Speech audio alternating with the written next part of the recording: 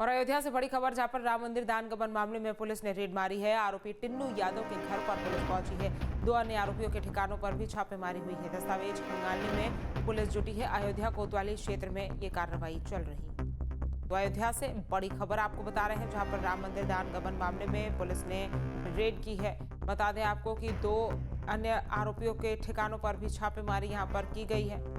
केबी शुक्ला हमारे संवाददाता ज्यादा जानकारी के साथ जुड़ गए हैं। केबी, राम मंदिर दान गबन मामले में आज की क्या अपडेट है? क्योंकि जैसे जैसे जांच में समय आगे बढ़ रहा है, गिरफ्तारियां हो रही हैं, इस्तीफे सामने आ रहे हैं और एक्शन तेजी से होता हुआ दिखाई दे रहा है।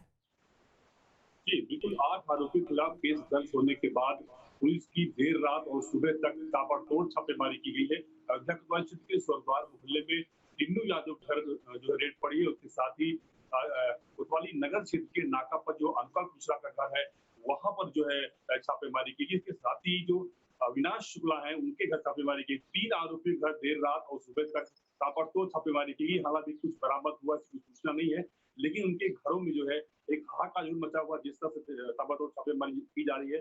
हालांकि 3 आरोपी का सूचना है कि छापेमारी की गई है, बाकी की सूचना भी नहीं है। लेकिन जिस तरह से पुलिस कार्रवाई कर रही है, वो तेजी से कार्रवाई कर रही है कि और कुछ भी जो सबूत हैं वो जुटाए जाएं और कुछ जो पैसे हैं वो जो है रिकवर किए जाए। तो मिला के पुलिस जो है ताबड़तोड़ छापेमारी कर रही है, चाहे वो अंकल मिश्रा हो, चाहे फिर अविनाश शुक्ला हो या फिर टिन्नू यादव हो। टिन्नू यादव के घर पुलिस सुबह पहुंची है और वहां पर सोलदार मोहल्ले में जो है केवल उनकी पत्नी घर पे थी। हालांकि घर पे कोई था नहीं, लेकिन उनके घर से कुछ बरामद नहीं हुआ, इसकी सूचना नहीं है। लेकिन पुलिस की कार्रवाई बहुत तेज है, ताबड़तोड़ छापेमारी की जा रही है। उम्मीद है कि जो और आरोपी हैं उनके घर भी छापेमारी की जाएगी। शाम तक कोई गिरफ्तारी भी हो सकती है या कुछ और जो सबूत हैं वो तलाशे जा रहे हैं, वो मिल सकते हैं। उसको मिला के जिस तरह से गबन का मामला आया, 8 आरोपी के खिलाफ केस दर्ज हुआ, 8 लोग गिरफ्तार हुए, उनको कोर्ट में पेश किया गया और जेल भी गए और कल सोमवार को उनकी पेशी होनी है और पुलिस कस्टडी रिमांड लेगी। रिमांड मिलती है तो पुलिस उससे पूछताछ करेगी, उनके निशानदेही पर कुछ और भी बरामदगी हो सकती है। लेकिन सबसे बड़ी बात है कि पूछताछ में यही बात सामने आएगी कि इनके पीछे कौन है, इनके आका कौन है, इस सिंडिकेट का सरगना कौन है, ये सभी बातें सामने आएगी। लेकिन जिस तरह से 2 इस्तीफे हुए हैं, बहुत बड़े इस्तीफे हुए हैं, कुल मिला के ट्रस्ट का पुनर्गठन की विचार जो प्रक्रिया है वो शुरू होगी और 11 जुलाई को जब अयोध्या में ट्रस्ट की बैठक होगी तो इन सभी मुद्दों पर बात होगी और सीईओ की नियुक्ति भी की बात की जा रही है, चर्चा चल रही है, तो इसकी भी चर्चा होगी। तो मिला के अब अयोध्या में गहमा गहमी है और जिस तरह से कार्रवाई हो रही है, जिस तरह से इस्तीफे हो रहे हैं, उस तरह देखा जा रहा है कि अब सरकार जो है बिल्कुल गंभीर है और संवेदनशील है, किसी को छोड़ेगी नहीं। जिस तरह से सीएम योगी आदित्यनाथ पहुंचे थे, उन्होंने कहा था कि दूध का दूध पानी का पानी होगा, तो अब उसी दिशा में कार्रवाई चल रही है। जी। के भी, ये तो देखिए कार्रवाई हो रही है, लेकिन जैसे कार्रवाई आगे बढ़ रही है उसके बाद राजनीतिक बयान भी लगातार सामने आ रहे हैं और साथ ही साथ संत समाज भी जो है वो इसका समर्थन कर रहा है कि जो भी दोषी हैं, जो भी आरोपी हैं, उनके खिलाफ कार्रवाई होनी चाहिए। अगर राजनीतिक गलियारों की बात की जाए तो वो इस कार्रवाई के बाद किस तरह से प्रतिक्रिया देते हुए लोग नजर आ रहे हैं? देखिए, सबसे बड़ी बात ये है कि जिस तरह से केवल इस्तीफे लिए गए हैं, उनके खिलाफ कोई कार्रवाई नहीं हुई, तो विपक्ष तो मुद्दा जरूर उठाएगा, सवाल जरूर उठाएगा कि केवल इस्तीफा ही पर्याप्त नहीं है, इनके खिलाफ कार्रवाई होनी चाहिए, उनको मुकदमे में शामिल करना चाहिए, इनको भी जेल जाना चाहिए। लेकिन अभी तक उन दोनों पदों पर जो महत्वपूर्ण पद थे, जो इस्तीफे ऊंचे जनप्रतिनिधिता के हुए या फिर मिश्रा के हुए, इनके खिलाफ भी कार्रवाई की मांग की जा रही है। यहाँ की सिर्फ विपक्ष ही नहीं, साधु संत भी कार्रवाई की मांग कर रहे हैं कि अगर इतना बड़ा घोटाला हुआ, गबन हुआ है, तो इनके पीछे जिम्मेदार लोग बैठे थे, इन लोगों ने कार्रवाई क्यों नहीं की? जब चंपत राय ने अपना एक बयान वीडियो बयान जारी किया कि ऐसा कुछ नहीं है, केवल इंटरनल ऑडिट हो रही है, उसी समय चंपत राय को चाहिए था कि केस दर्ज कराकर सभी आरोपियों को जेल भेज देते, तो शायद उन पर जो दाग लगा है, जो लोग दाग कह सकते हैं या कह सकते हैं कि सामाजिक पतन जो हुआ है, वो ना होता, उससे बच जाते। लेकिन जिस तरह से सामाजिक पतन देखा जा रहा है, नैतिक पतन देखा जा रहा है, लोग थू-थू कर रहे हैं कि अयोध्या बदनाम हुई, राम मंदिर बदनाम हुआ, तो कुल मिला के जो चंपत राय ने खोया है, जो अनिल मिश्रा ने खोया है, उसको मिलना मुश्किल है। लेकिन राम मंदिर पे जो दाग लगा है, वो कैसे साफ होगा, उसकी छवि कैसे साफ होगी, जो धूमिल हुई है। कुल मिला के संत जब बैठेंगे 11 जुलाई को, ट्रस्ट के लोग भी रहेंगे, तो कुल मिला के बैठक में चर्चा होगी कि आखिर इन सब चीजों पर जो डैमेज कंट्रोल है वो कैसे की जाए, क्योंकि विपक्ष भी जो है बिल्कुल सामने खड़ा हुआ, चाहे वो सपा हो, चाहे कांग्रेस हो या कोई अन्य पार्टियां हो, सब बिल्कुल लामबंद है और इनका कहना है कि जो आरोपी हैं उनके साथ साथ जो इनके पीछे हैं, जिनके इस्तीफे हुए हैं, इन पर भी कार्रवाई की जाए। ठीक है, के भी तमाम जानकारी हम तक पहुंचाने के लिए आपका बहुत बहुत धन्यवाद। और लखनऊ में बिजली कटौती पर लोगों का गुस्सा फूटा है। लोलई काशीराम कॉलोनी में लोगों ने पावर हाउस घेरा। कई घंटों तक बिजली सप्लाई ठप रहने का आक्रोश है और हंगामे के दौरान पावर हाउस में तोड़फोड़ की गई। तो लखनऊ बिजली कटौती पर लोगों का गुस्सा फूटा है और लोलई काशीराम कॉलोनी के लोगों ने पावर हाउस को घेरा है। बता दें कि कई घंटों तक बिजली सप्लाई ठप रहने पर यह आक्रोश देखने को मिला और हंगामे के दौरान पावर हाउस में तोड़फोड़ की गई।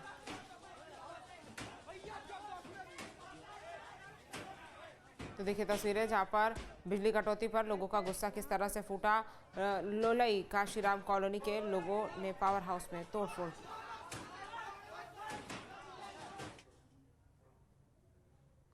और ग्रेटर नोएडा में बंद घरों में चोरी करने वाले गैंग का पर्दाफाश हो गया है। सुनार समेत 2 आरोपी गिरफ्तार हो गए हैं। लाखों की ज्वेलरी, तमंचा और कार बरामद की गई है। चोरी का माल सस्ते में खरीदा था। सुनार दादरी थाना क्षेत्र का ये पूरा मामला बताया जा रहा है।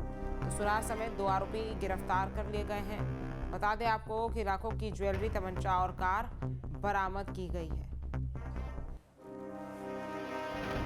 और बदायूं से खबर है जहां पर अलग अलग घटनाओं में 3 लोगों की मौत हो गई है। बिसौली में बाइक सवार 2 भाइयों की ट्रैक्टर से मौत हो गई। दातागंज में कोटेदार की कार हादसे में जान गई और गंगा एक्सप्रेसवे पर कार पलटने से 3 लोग घायल हो गए। उझानी में पिकअप ट्रैक्टर भिड़ंत हुई और 12 लोग घायल हो गए। तो दातागंज में कोटेदार की कार हादसे में जान गई। बता दें कि गंगा एक्सप्रेसवे पर कार पलटने से 3 लोग घायल हो गए। उझानी में पिकअप ट्रैक्टर भिड़ंत हुई और 12 लोग घायल हो गए।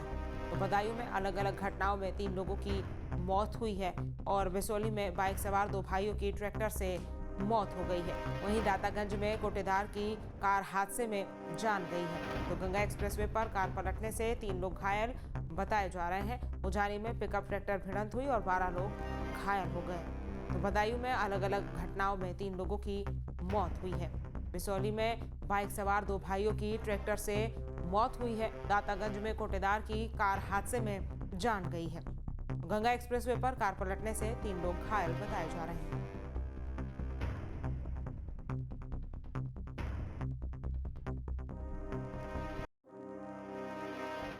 और अलीगढ़ में तेज रफ्तार कार ने 2 बाइकों को रौंदा है। मां बेटे समेत 3 लोगों की दर्दनाक मौत हुई है। हादसे में युवक गंभीर रूप से घायल है, पैर कटा है। हादसे के बाद कार पलटी है। हिरासत में ड्राइवर और हरदुआगंज क्षेत्र के कलाई माइनर के पास यह हादसा हुआ है। तो मां बेटे समेत 3 लोग इस हादसे का शिकार हुए। अलीगढ़ में तेज रफ्तार कार ने 2 बाइकों को रौंद दिया। मां बेटे समेत 3 लोगों की दर्दनाक मौत हो गई है। बता दें कि हादसे में युवक गंभीर रूप से घायल हो गया है, पैर कट गया है बताया जा रहा है और हादसे के बाद कार पलट गई। हिरासत में ड्राइवर को लिया गया है। हरदुआगंज क्षेत्र के कलाई माइनर के पास की यह हादसा बताया जा रहा है। और लखनऊ अग्निकांड के बाद अलीगढ़ नगर निगम एक्शन में है। इससे कहीं भी आग की घटना होने पर हाइड्रेंट पाइप के जरिए पानी की उपलब्धता रहेगी। पूरे मामले में जिलाधिकारी के निर्देश के बाद नगर निगम तैयारी में जुट गया है।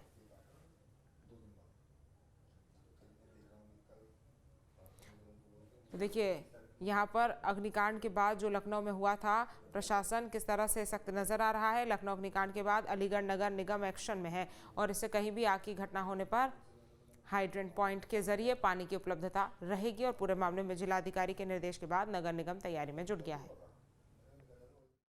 लखनऊ में जो घटना हुई है बेहद ही दुखद घटना है और किसी भी शहर में किसी भी कारण से ऐसी घटना नहीं होनी चाहिए। उसी के क्रम में अलीगढ़ में भी जिला प्रशासन, अलीगढ़ विकास प्राधिकरण और नगर निगम की तरफ से एक संयुक्त इसमें अभियान चलाया जा रहा है, जिसमें तीनों एजेंसी के थ्रू सबका वेरिफिकेशन किया जाएगा। वेरिफिकेशन के साथ साथ जो उल्लंघन करते हुए पाए जाएंगे उनके खिलाफ नियम विरुद्ध कार्रवाई की जाएगी। साथ ही साथ शहर में हर जगह पानी की उपलब्धता हो और फायर ब्रिगेड्स को तत्काल पानी भरने की व्यवस्था हम लोग सुनिश्चित कर सकें। उसी के क्रम में पूरे शहर में 100 से ज़्यादा हम लोग फायर हाइड्रेंट पॉइंट्स बना रहे हैं ताकि फायर ब्रिगेड की गाड़ियों को ज़्यादा दूर ना जाना पड़े और कम समय में ही वो पानी भरकर अपना आग बुझाने के कार्य को तत्काल संपादित कर सकें। लखनऊ में हुई आगजनी की घटना के बाद अब अलीगढ़ के नगर निगम के द्वारा एक बड़ा फैसला लिया गया है। जिस तरह से आगजनी की घटनाओं पर जल्दी काबू पाने के लिए अब अलीगढ़ के नगर आयुक्त प्रेम प्रकाश मीना के द्वारा महानगर में 100 नए फायर हाइड्रेंट पॉइंट बनाए जाएंगे। जिस तरह से शहर के अंदर सकरी गलियों में होने वाली आगजनी की घटनाओं को लेकर के या महानगर के जो कह सकते हैं व्यस्तम बाजारों में जहां फायर की गाड़ियां जाती है वहां से बार बार पानी लाने के लिए दिक्कत होती है, इसको लेकर के फायर हाइड्रेंट टैंक बनाए जाएंगे जिसकी संख्या लगभग 100 बताई जा रही है। कह सकते हैं कि आने वाले समय में जब ये पूरा प्लान लागू हो जाएगा तो आगजनी की घटनाओं पर बहुत जल्दी काबू पा लिया जाएगा। कैमरा पर्सन प्रकाश सिंह के साथ न्यूज स्टेट के लिए अलीगढ़ से धीरेन्द्र सिंह। आपके मोबाइल पर तुरंत आएगी ब्रेकिंग न्यूज, स्क्रीन पर सबसे पहले दिखेगी बड़ी खबर, देश दुनिया की हर खबर एक जगह। अब आपके मोबाइल पर तुरंत फटाफट इंस्टॉल कीजिए न्यूज नेशन ऐप और रखिए खुद को अपडेट।